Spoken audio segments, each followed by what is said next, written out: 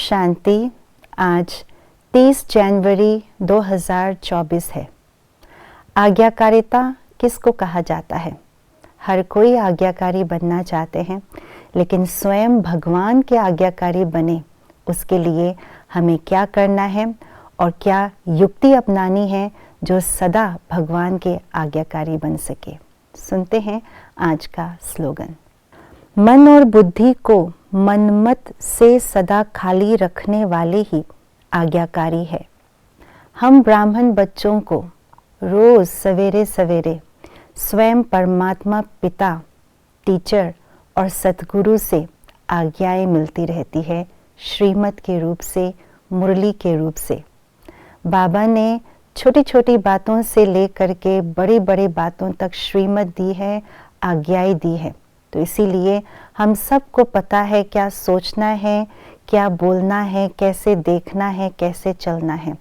परंतु हमें इस बात की चेकिंग स्वयं की करनी पड़ेगी कि हम कहाँ तक आज्ञाकारी हैं, हम कहाँ तक श्रीमत पर चलते हैं। क्योंकि कभी कभी ऐसी स्थिति और परिस्थिति हमारे सामने क्रिएट हो जाते हैं कि हमें समझ नहीं आता कि हम आज्ञाकारी है, हम श्रीमत पर चल रहे हैं या नहीं चल रहे हैं। इसलिए बाबा ने एक अव्यक्त मुरली में बहुत विशेष रूप से ये परख शक्ति दी है, परखने की एक विधि दी है कि कैसे हम आज्ञाकारी बन रहे हैं या नहीं बन रहे हैं, हम मनमत पर है या श्रीमत पर है। तो उस मुरली में बाबा ने कहा है कि अगर मन बुद्धि रूपी कदम श्रीमत पर है तो उस आत्मा को कभी असंतुष्टि की अनुभूति नहीं होगी, सदा आत्मा संतुष्ट रहेंगे। और अगर मनमत पर चल रहे हैं तो आत्मा हलचल में आएगी।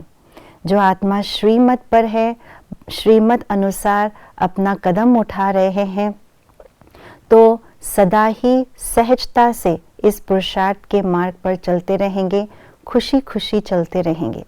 और अगर मनमत पर चल रहे हैं तो वे सदा कंफ्यूज होते रहेंगे, वे सदा दुख के लहरों में लहराते रहेंगे, अपने आप को उस दुख से उठाने की, उससे बाहर निकलने की पुरुषार्थ में कभी हार और कभी जीत खाते रहेंगे। तो ये बाबा ने हमारे समक्ष एक पैरामीटर दिया है चेक करने के लिए कि कहाँ तक मैं आज्ञाकारी बच्चा हूँ, कहाँ तक मैं श्रीमत पर चलता हूँ। तो ऐसे श्रीमत पर चलने वाले आज्ञाकारी बच्चे बनने के लिए बाबा ने आज के स्लोगन में कहा है, मन को मनमत से खाली करना है। तो मनमत से खाली करने के लिए मन में ज्ञान का चिंतन भरना होगा। ज्ञान के चिंतन से ज्ञान की जो पौधे हैं उसे लगाने पड़ेंगे। जितना जितना गहराई से हम ज्ञान का मनन चिंतन करते हैं, उतना उतना ज्ञान यानी श्रीमत से भरपूर होते रहेंगे मन, और उसी के आधार से हमारे बोल चाल चलन होंगे। और इसी को ही कहा जाता है मन को श्रीमत से भरना, मनमत से खाली करना। ओम शांति।